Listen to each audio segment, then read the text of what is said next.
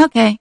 I saw a question on a forum about how to create a rotation animation around a model, and that's something I kind of know how to do, so I thought I'd do a quick tutorial on it. The first thing you're going to want to do is you're going to want to download Blender, which I promise is not as scary as people think it is. It's really not. So we're going to go down to download, and we're going to download the current Blender version. This should work in all versions. I've been doing this technique since probably version 1 of Blender. I've been using Blender a long time. So go ahead and download the current version of Blender. And then you're going to want to VMR Blender plugin, which is going to be a plugin that we're going to install into Blender. And I'll have the basic link for this down below. What you're going to do is you're going to download the latest version of this, like that. And I'll go ahead and reinstall it in Blender. We're going to go ahead and open it up real quick. So this is what you start with in Blender, okay? You've got a camera, a light, and a cube, and that's your default starting. We're going to go ahead and delete the starter cube, okay? And we're going to install the plugin that we actually added earlier. So you're going to go to Edit and Preferences here, and you're going to go to Add-ons, which is your plugin. And you can go to Install here, and we'll go to our downloads, and we'll select in our downloads the VMR add-on for Blender, and then hit OK. I've already installed it, so reinstalling it's kind of pointless, so we're just going to cancel that. But once you've installed it, you can type in VMR in the search bar here, and make sure that this is checkmarked. So once you've done that, when you go to File, Import, there should be a VMR option. And when you go to Export, there should also be a VMR option. So once you've got that, you can go to VMR, VRM, I can't talk, VRM, and then we're going to navigate to our avatar. If I can remember where I put it. Okay, so we got my Pride model, or Pride model, right click.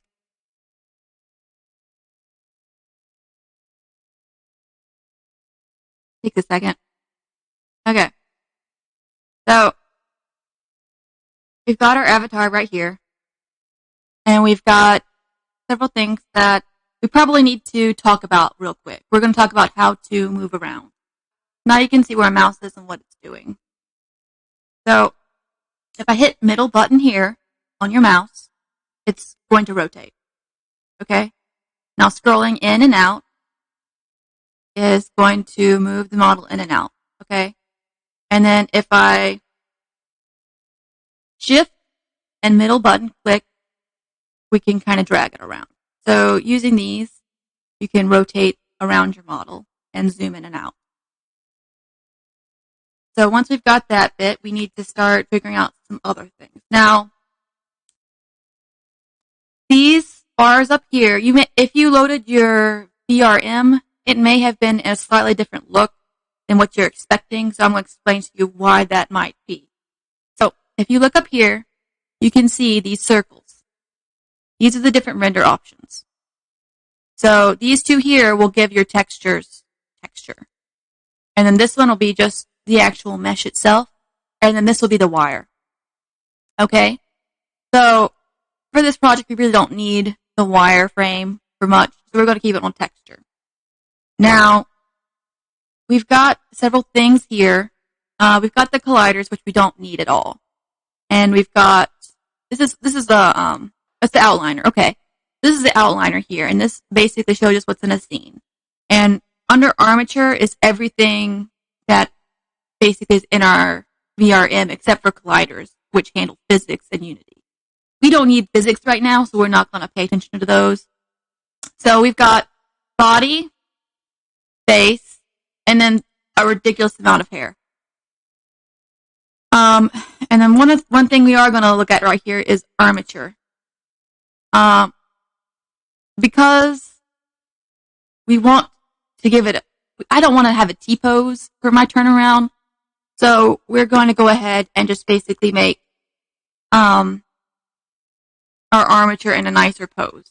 So go ahead and select your armature here in the outliner, or you can select it in the window if you wish, but it's a little harder to get. So get the armature here, and then in the top left menu is object mode, edit mode, and pose mode.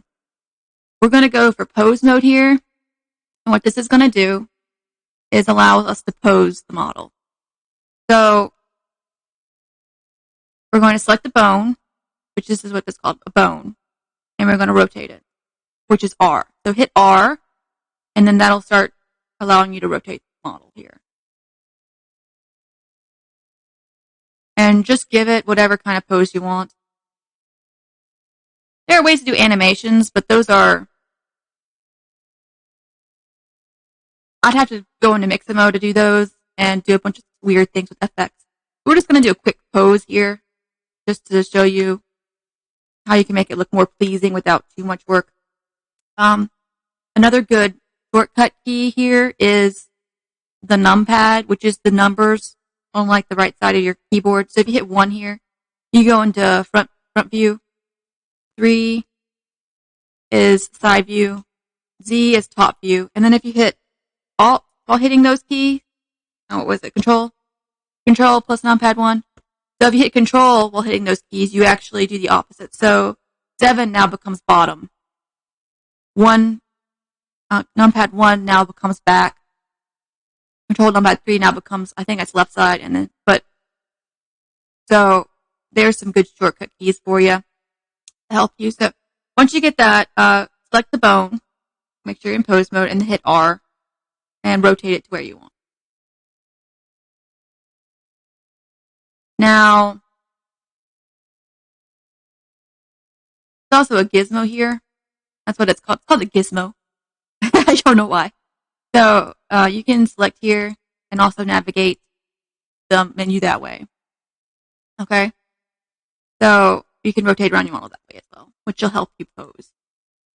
So something that might help you is if you click this here, it'll show the rotate gizmo, and that's literally what it's called. It's called rotate gizmo. So you rotate here instead, and that can give you some more control over. So blue is Y, and then red is Z, or like, I guess X probably. These are color coded, so this is actually Z here. And this is probably local. So we're gonna give her just, I'm probably gonna, I'm gonna go ahead and speed this up, now that I've shown you the basics of what I'm doing. So I won't be sitting here going, I'll move this button this way and this one this way. So here comes the speed.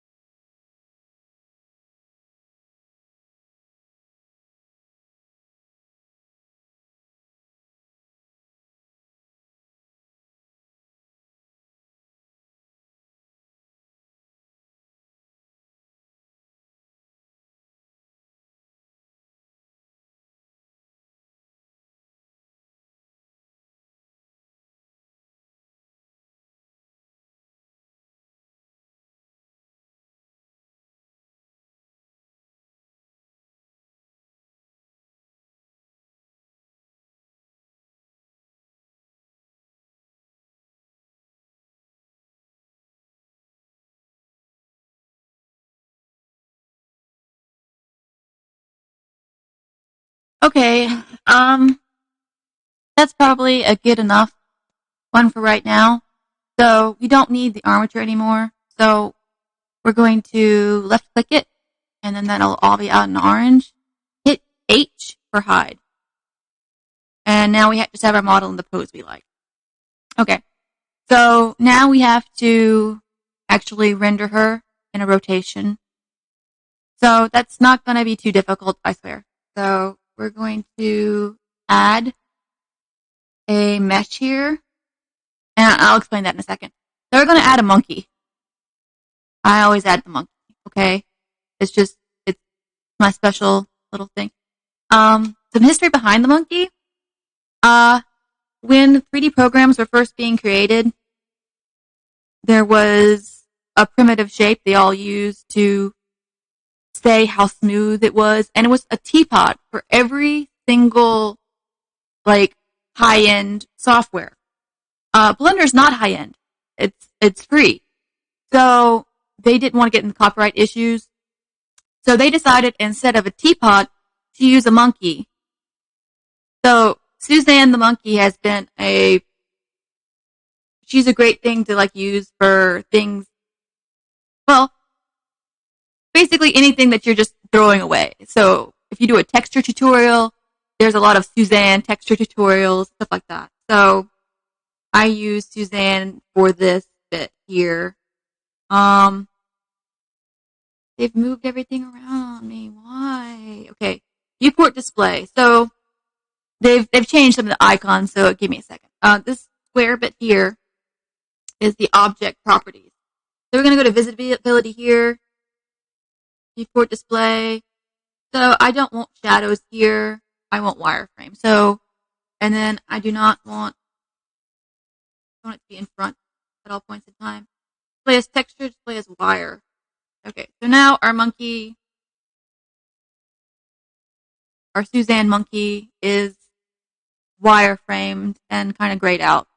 So I'm going to go into my outliner here and get rid of this camera here. That means the Suzanne will not show.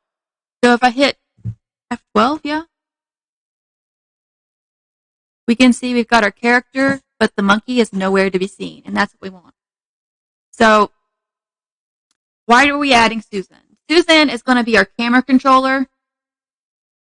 So if we zoom out, if we go to our top view and zoom out, we'll see the camera, okay? So we're going to take our camera, select our camera, and then select Susan, okay? So it has to be exactly that order. Select the camera, and then select Susan. Now hit Control-T, or Control-P, object. Okay, so Control-P. That stands for basically we're setting the monkey to be the parent of the camera. So the monkey will now control the camera. Now we hit Control-T. I think that's it. Okay, so if we hit 0 now on the numpad, which is now when we move the monkey and rotate the monkey, we can rotate everything. So now the monkey is controlling the camera. Now I'll explain why that is important in a second. Okay. So we're going to put the monkey in the middle of our model. And then rotate this down here. Come on. Okay. And here, what I'm going to do is I'm going to go to 0, right? And I can actually control, if I select this frame here, you see how it's orange. When I rotate it now, it's not moving the monkey, it's just moving the camera in relation to the monkey. Okay, so now scale the monkey in, scale the monkey out, rotate the monkey, it controls everything. So instead of rotating the model or rotating the camera, we're going to rotate the monkey, which will then control the camera. That's not too difficult to understand, right? So we're going to start at 0 rotation here. And okay, we got rotation. We're going to do, we've got the monkey selected here, and we've got in the sidebar, we're selected the object, which is this orange square here. And we got our rotation here. We're going to go to 0. Okay. And I don't like where the camera is there. So we're actually going to move the camera here because I want the camera to be looking at the monkey in a correct way. So again, we're just rotating the camera and not the monkey right now. And because the monkey is the child, it's not going to affect the monkey parent control right now. Just getting it in a good position. So rotate here. Yeah. Scale maybe. So we're going to grab the monkey and scale out a bit. Because we don't want any of the character to go out of frame. Okay. So we're going to do an F12 just to see how that renders real quick. And all my textures are the base default M-Tune textures with no light rendering. If you do have any sort of shading or whatever, you're going to have to mess with light. But I don't really want to do that right now. I might show another tutorial somebody asked later. But I intentionally do it. All my textures has no lights. Because I hate dealing with rendering and lights. So we're just not going to do them for right now. So we got our monkey selected. We got its rotation at 0. Now we get to do the fun part, animation, which is not the fun part. I guess that's my opinion. So, okay. So we have to decide how long we want the animation to be. I think 140 is a little bit much. So we're going to do some quick math here with the calculator because I don't feel like doing it off the top of my head. So 360 is the degrees we have to go around. And I want maybe 1 frame per every degree, or like half a frame. 1/4. Let's divide it by 3 here. That seems like a good round. So do 120 frames.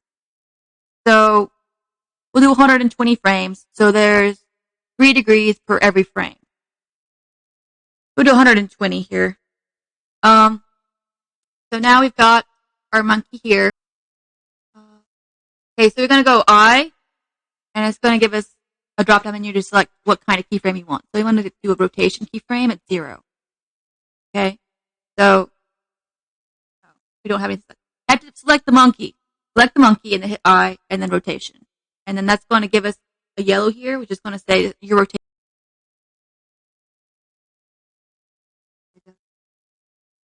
Okay, so we got 0, and then we make sure you select the monkey. And then we go 360. And then we go I and rotation. And then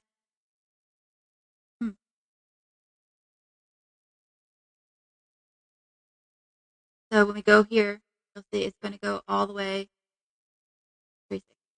So it's rotating all the way around. Now if we go to 0 here, and we watch, we have our rotation. Now that looks great, but there's a problem with it.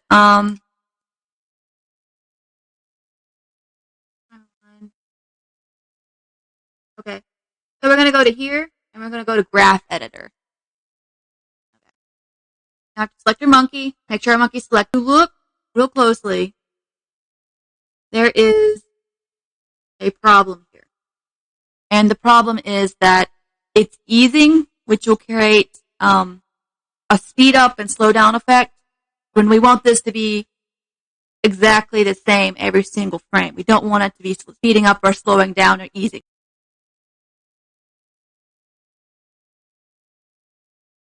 Okay, so what we're going to do here, take this little bobble, make it go down to the very edge. And it's a really subtle thing we're doing here. I guess you could skip it if you don't want to deal with graph because you hate them as much as I do, but it'll give it a more professional look. That's what we're going for. So we're going to take that, zoom into there. Okay. So now we've got a smooth rotation of our avatar. Okay. That's all great and good. And then when we hit F12, making sure everything still looks right. Okay. So we're going to go to our camera, select our camera. Here we go. Okay. So we're going to go to I guess it's like a printer of some sort. So we're going to choose our folder where we want this to go. AVI raw, I think will work. You want to make sure it's RGB. If it's not RGB, it's going to be black and white. File extensions, blah, blah, blah. Okay, cool. 3D turnaround, and then we're going to call it Pride Month. Okay, this should not take a long time to render. Render, then we're going to go to render at the top and hit render animation, and then it's going to take a little bit.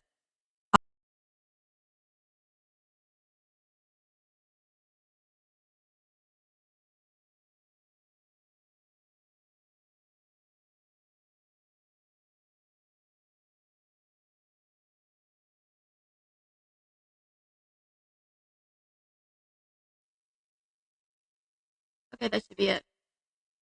Okay, so we're going to have a video here,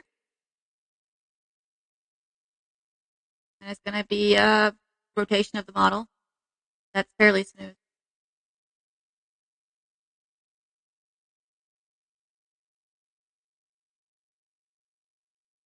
And if you loop it, it should look fine. So that was my short tutorial on how to do this. Hope you enjoyed.